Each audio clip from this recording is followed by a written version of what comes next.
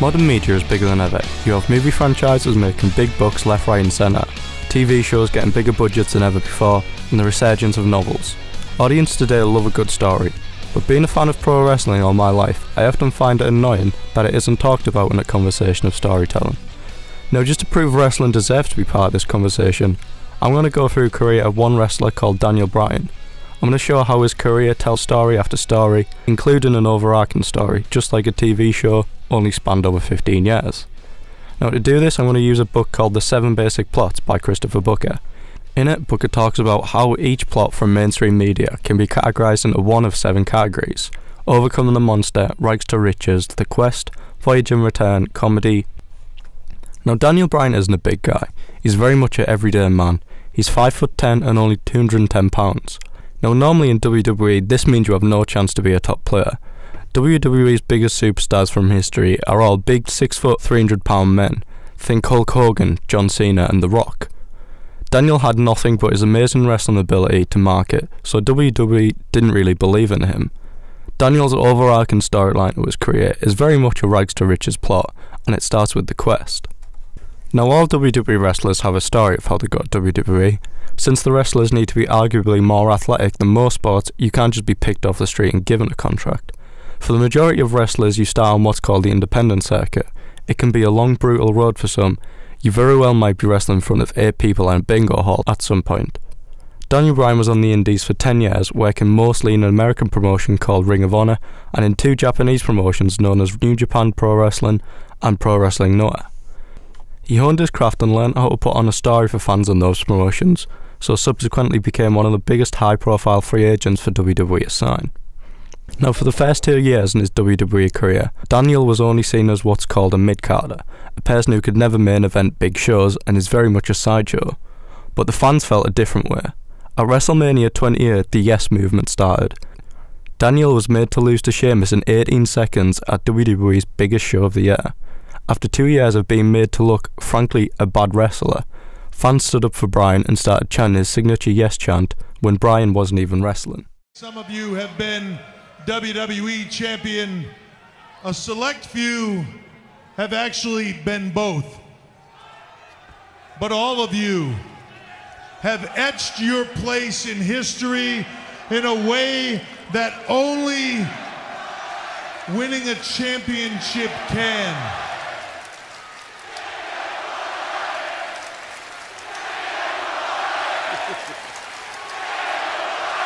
Tonight, all of you are here to witness a ceremony that symbolizes an epic moment in time, a game-changing moment in time.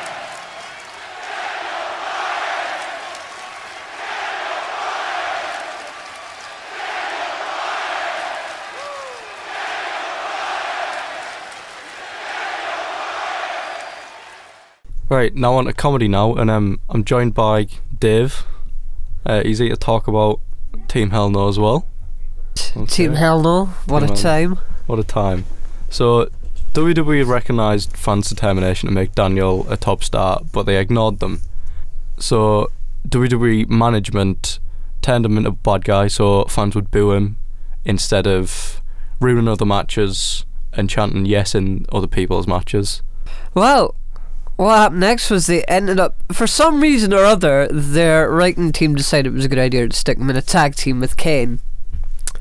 One of the most decorated tag team wrestler of all time, alongside The Undertaker, the Brothers of Destruction.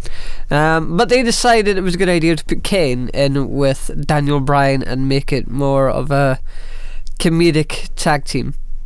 Yeah, so Kane and Daniel Bryan would be in anger management classes with their counsellor, and these would be comedy skits about them not really getting along, and during this they'd accidentally win the tag team titles, which then had forced them to become a cohesive team. Where one of the skits was in a restaurant, where it's similar to the scene from When Harry Met Sally. I can't believe that Dr. Shelby is making us go through with this. Sitting here until we work out our issues. It's impossible. I agree. Kane and Daniel Bryan can never be friends. It's too bad, really. I mean, we destroyed 8 men last Friday night. Did you hear them scream in pain when we beat them with those chairs? It was fantastic, wasn't it? Yes.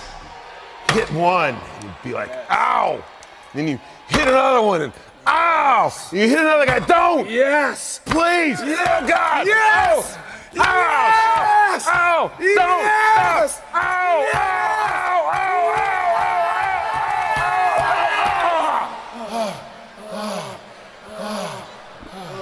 I'll have exactly what they're having. Right, now on to the main part of Bryan's career. This is overcoming the monster. This is very much the peak, the epitome of Daniel Bryan's career. After splitting with Kane, the ultimate underdog story began for him. He was chosen by John Cena to challenge for the WWE title at SummerSlam. WWE management, who was also known as the Authority. So the Authority was a staple of Vince McMahon, Triple H and Stephanie McMahon. And Vince McMahon is the chairman, the owner of WWE, so very much chooses everything in the company. And then Stephanie McMahon, his daughter, and Triple H, Stephanie's husband, who was also a very decorated champion. They would come out time and time again on Raw on Monday night and just eviscerate him and call him a B-plus player, really degrading him and making the fans sort of rile up and believe in him more. The Authority would constantly book him in matches and screw him out of his title shots, constantly beat him down. But then it got to SummerSlam and Bryan defeated John Cena, clean as a whistle, in the middle of the ring. But it was cut short by Triple H, who attacked him and had Randy Orton cash in his Money in the Bank, which is a contract for an anytime shot at a title. So Randy Orton straight away won the title from Daniel Bryan. Thus started the 6-month journey of Daniel Bryan's Yes movement, where the fans absolutely got behind him, and where Bryan was told he'd never be the face of WWE because the company simply didn't like him and didn't want him to be. So Bryan's driving force was to keep succeeding through the fans, and one night, probably the best angle I've seen in modern day WWE for quite some time, actually. It was Occupy Raw, which happened on a Monday Night Raw episode, where Bryan decided it was a good idea to have a little bit of a protest in the ring, and he decided that he was going to go against programming, basically, and go against the Authority, and decided to get a bunch of fans to come into the ring. And this was not only in the ring, it was the whole outside of the ring. He covered the whole outside, he covered the entire ring, all the stage, and he staged a protest to the Authority until he was given a fair title match. And well, it worked, because Triple H cracked and gave him the title shot. All right, Daniel, congratulations. You got your own little Occupy Raw movement. And while I'm happy all of you could have a moment, now this is the part where reality comes crashing down on all of you. You all, that includes all of you, have about 30 seconds to get out of our ring before we call security and have you all arrested. I'll give you the 30. Talk amongst yourselves. I've never seen anything like You see, this. Stephanie, Hunter, this is the problem. You guys and people like you underestimate the power of these people. Stephanie, last week you told everybody here that you own this ring, that you own this arena, that you own me, that you own these people. Guess what? You don't own any of this. We own this ring. This has got to Don't you disrespect my family's name. My great-grandfather, my grandfather. When I was born, this place became mine. It is all mine. And I do own you. I do own you. Get out. I said get out. Get out.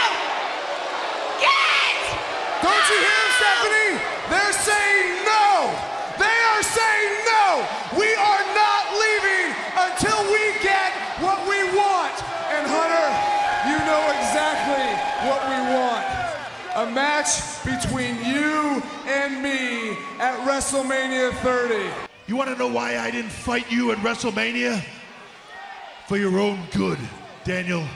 Because I will end all of this. Because at WrestleMania, I will not stop until I end you. That's the way I operate, and that's the way it's gonna be. You want to fight me at WrestleMania? Oh boy. Then be careful what you wish for. You're on. Oh, man! It's gonna happen! Daniel Bryan got what he wanted! Now, shut up and get the hell out of my ring! But the title shot was under one condition. He'd have to beat Triple H on the night of WrestleMania 30, and then he would be entered in to the main event, which at the time was Randy Orton vs Batista.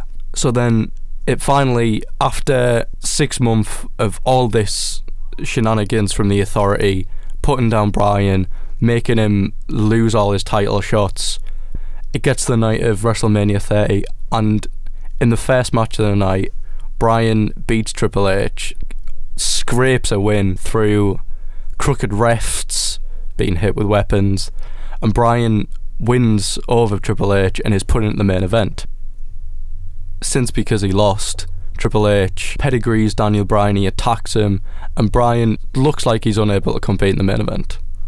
There's no way he's going to win this main event. He's so beat down and worn that 2 fresh people are going to take him out of the match. And so it gets to the end of the night, and Daniel Bryan's still in the match, but he's very beaten down and worn down. And during the match, he's Batista bombed through a table, and he's took out the match. And as he's been taken out of the match, he gets this spirit from the fans, and he gets off the stretcher. He's pushing loads of doctors off, saying, no, I need to do this. And then he does it, and he taps Batista out in the middle of the ring. Was it not with the yes lock? With the yes lock, yep. With all the fans absolute screaming. And one of the most famous WWE quotes now, "A miracle on Bourbon Street," is said by Michael Cole. Through sheer determination and willpower, Bryan's done the big one. He's won it. It's fair and square, and he's not screwed out of it. This is very much the peak of Bryan's career. Daniel Bryan, need a Batista! Need a Batista! Need a Batista! Come on, Bryan! Come on, Bryan! Yes, lock! Come on, Daniel! Come on, Daniel! Tap out Batista! Tap out Batista! Tap out Batista! No way! Batista's gonna tap! Batista's gonna tap! He did it! He did it! He did it! You gotta be kidding me! The Miracle King! The Miracle King! A miracle on Bourbon Street!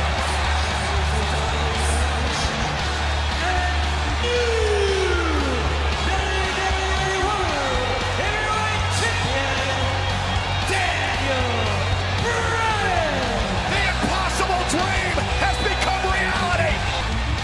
Did anyone expect this?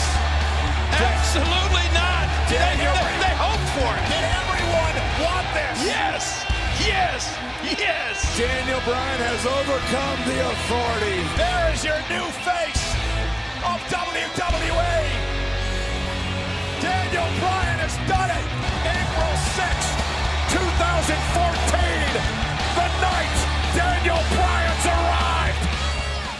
Although he had his big win, it didn't last long for Bryan when he got literally badly injured, and he had to vacate his WWE Championship to the dismay of the WWE Universe. He underwent neck surgery and returned later in that year in December. He announced he would be in the Royal Rumble match, and the fans go crazy at the thought of Daniel headlining WrestleMania once again. It gets to the night of the Royal Rumble, and Bryan is defeated and isn't in the WrestleMania 31 main event. Due to fan outcry, Bryan's granted another opportunity in main event Mania 31.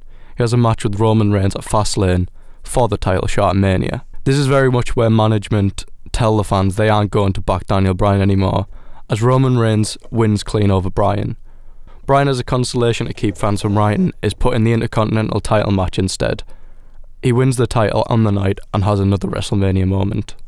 Unfortunately, the story of Daniel Bryan's wrestling career is a tragedy, as after 2 weeks from missing TV, Daniel Bryan tweets out, Due to medical reasons effective immediately, I'm announcing my retirement. Tonight on Raw, I'll have a chance to elaborate. #gratitude. He comes out to his music in his hometown of Seattle. He announces doctors have told him he will have to retire due to neck problems and having multiple concussions. All of Bryan's loyal fans are saddened, and half the venue are crying. Bryan breaks down in the ring crying as wrestling was his loved passion. I have loved this in a way that I have never loved anything else.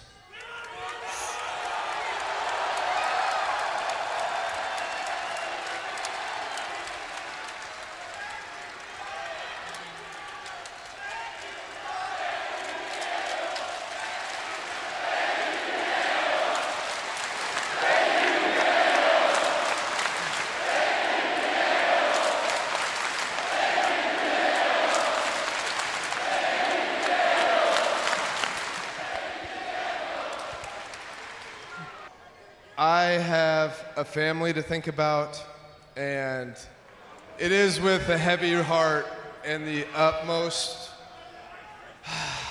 sadness that I officially announce my retirement.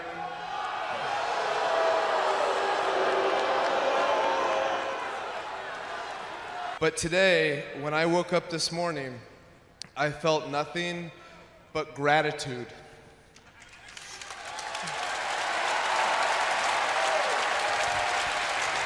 I have gotten to do what I love for nearly 16 years.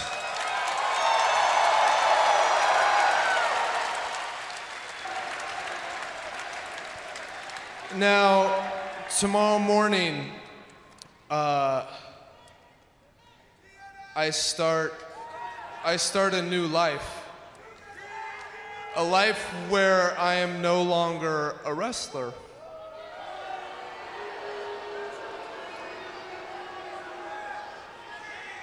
But that is tomorrow, and that is not tonight. And by damn, I have one more night to feel this energy and to feel this crowd. So if I could just get one last yes chant, I would really appreciate it.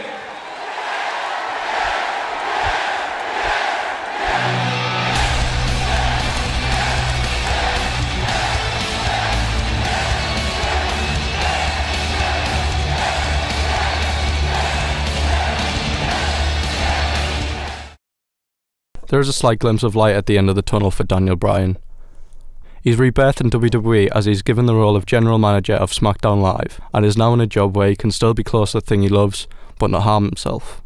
Who could I possibly think of? Who could be more popular and better than Mick Foley?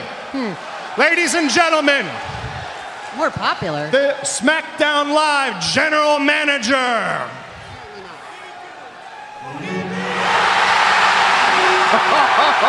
That is huge. Huge. You gotta be kidding me. The yes movement is back. Daniel Bryan. I can't believe it.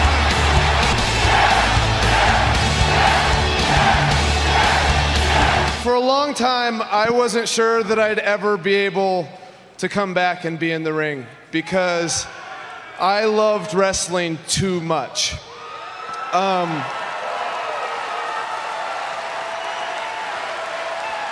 And how we had a huge fight ahead of us, and how SmackDown Live was the underdog. And then all of a sudden, I thought, I can come back.